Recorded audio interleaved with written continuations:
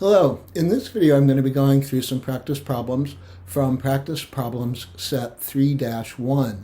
This practice problem set is designed to give you some practice using or applying the terminology in box 3A and the definitions in box 3B. So I am going to be assuming that you have already read the material in Chapter 3 prior to Practice Problem Set 3-1, and also that you have familiarized yourself with the material in boxes 3A and 3B. If you haven't done that yet, it'd be a good idea to stop this video, do those things, and then come back to this video. In this practice problem set, we have some truth values that are simply given. P, Q, R, S, U, V are variable letters that in truth functional logic have to stand for simple statements. And these truth values that P, Q, and R are true, S, U, and V are false didn't come from any place.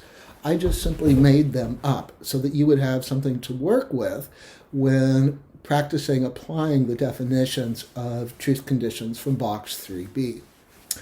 So let's start with number 1, which is P arrow Q. P and Q are both defined to be true. Arrow tells us that we are looking at a conditional statement. In a conditional statement, the part before the arrow is called the antecedent, and the part after the arrow is called the consequent. So in P arrow Q, P is the antecedent, Q is the consequent. The definition, now from referring to box 3B, the definition of truth conditions for conditionals tells us a conditional statement is false if and only if it has a true antecedent and a false consequent. Well, we do not here have a true antecedent and a false consequent. We have something else, some different combination. So by definition, this has to be a true conditional. Moving down to number 2 next, that's P arrow S. P was defined to be true and S was defined to be false. Now we are looking at the combination of truth values that the definition of truth conditions for conditionals tells us makes for a false conditional. That is, we have a true antecedent and a false consequent, meaning we have a false conditional. Let me go down now to number 5 to illustrate for you some things about how parentheses work.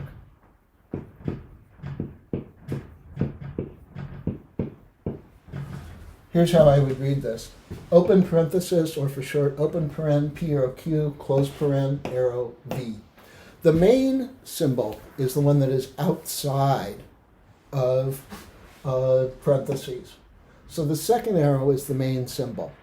In other words, overall, we're looking at a conditional. The consequent is just V by itself, so that's simple. The antecedent of this overall conditional is itself another conditional, P arrow Q. Well, we can start figuring out truth values by looking inside of parentheses first. P arrow Q in number 1 we already figured out was true. V has simply been assigned as false. So in number 5, overall, we're looking at the combination of true antecedent, false consequent, and again, that's the one and only one combination that gives us a false conditional. Let me look at number 7 next. Here we've got P arrow Q inside of parentheses, followed by an arrow, followed by R. Let me show you a shortcut here. R was defined to be true. The only way you can have a false conditional is to have true antecedent and false consequent. But here we do not have a false consequent. We've got a true consequent. So that tells us that number 7 is true. I don't even need to look at what's inside the parentheses there, at the antecedent.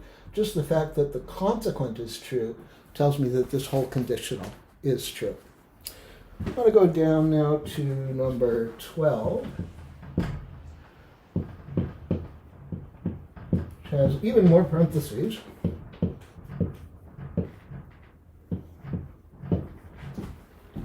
Okay.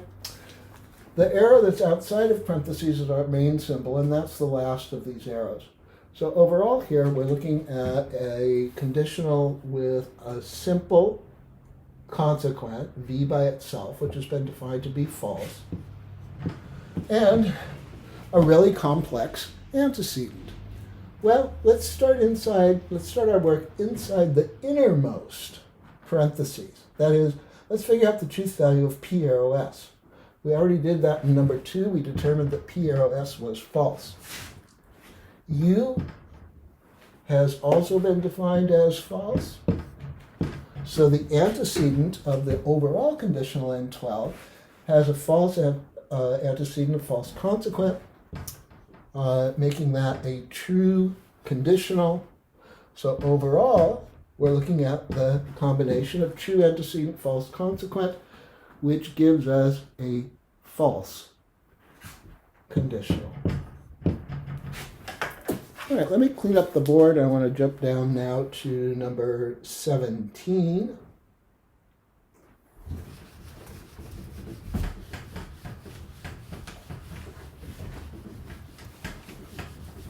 So we can start working with something other than conditionals.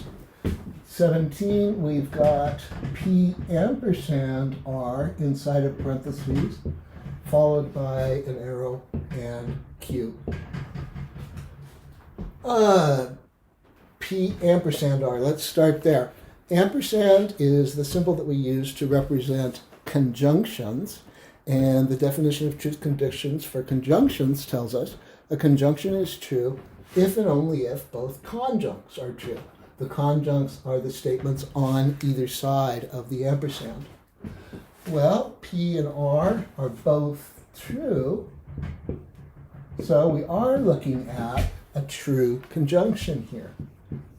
Q is defined to be true, so overall we're looking at a conditional with a true antecedent, true consequent, which by definition is a true conditional. I want to go now to 22.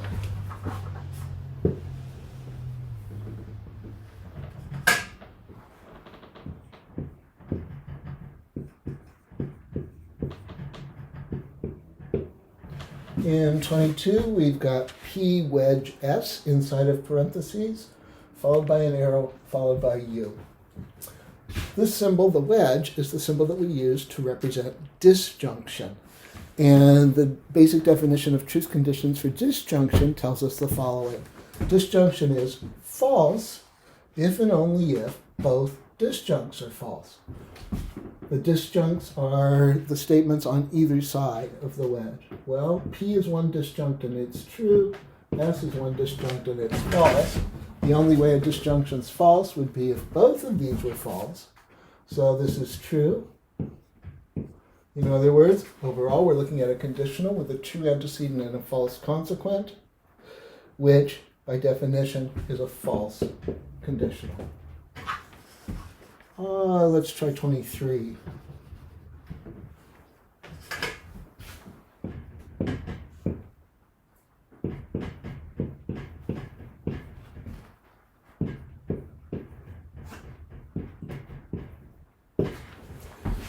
In 23, the symbol that is not inside of parentheses is the wedge. So that's our main symbol. In other words, overall here in 23, we're looking at a disjunction. Each disjunct is a conditional. So let's see. Looking at the truth values for P, well, that was assigned to be true, and U was assigned to be false. So here at P arrow U, we have a true antecedent, false consequent, meaning we have a false conditional. Looking now at U arrow P, well, U was assigned to be false, P was assigned to be true. In U arrow P, we do not have true antecedent, false consequent, therefore we have a true conditional. You can see now that one disjunct, the first disjunct is false, the other disjunct is true. They would both have to be false for a disjunction to be false, so this disjunction is true. Let me go now to 24. It's just like 23, except that overall, instead of a disjunction, we're looking at a conjunction. because now we've got an ampersand connecting the two compound statements to each other. And ampersand represents conjunction. So we don't need to repeat our work to figure out the truth values of P arrow U and U arrow P. Let's just use what's above. But now we're applying the definition of conjunction instead of the definition of disjunction. The definition of truth conditions for conjunction tells us it's true if and only if both conjuncts are true. If both of them are true. They're not both true. So this is a false conjunction. Okay, I'm just going to do, I think, 3 more to show you something about how the negation sign works.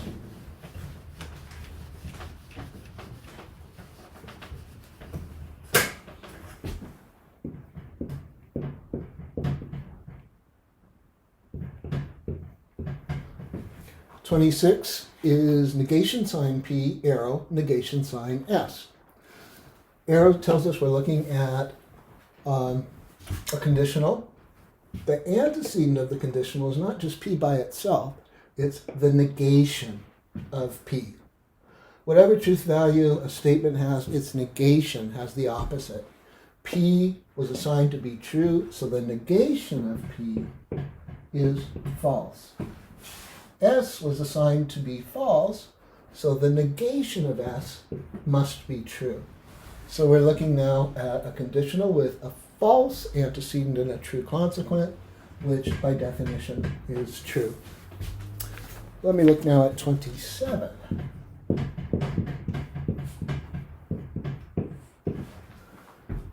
This negation sign comes immediately before an open parenthesis. This negation sign does not apply to P.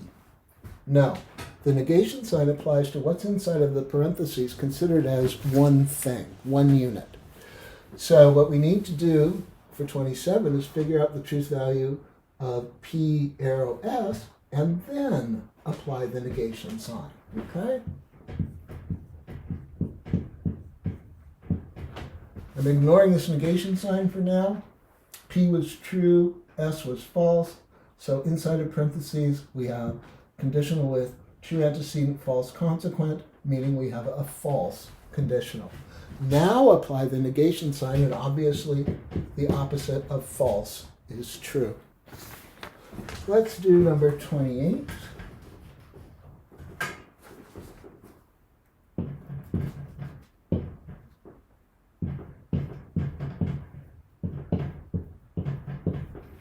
Well, here we've got a negation sign outside of parentheses. So this negation sign applies to the thing inside of parentheses considered as a whole. Notice that in 28, what we have inside of parentheses is the same thing that we had for 26. We determined that that was true. So applying the negation sign from outside of the parentheses, well, the opposite of true, of course, is false. Okay, I hope that this video has been helpful to you and that you're doing well. I'll talk to you again soon in another video. Bye-bye for now.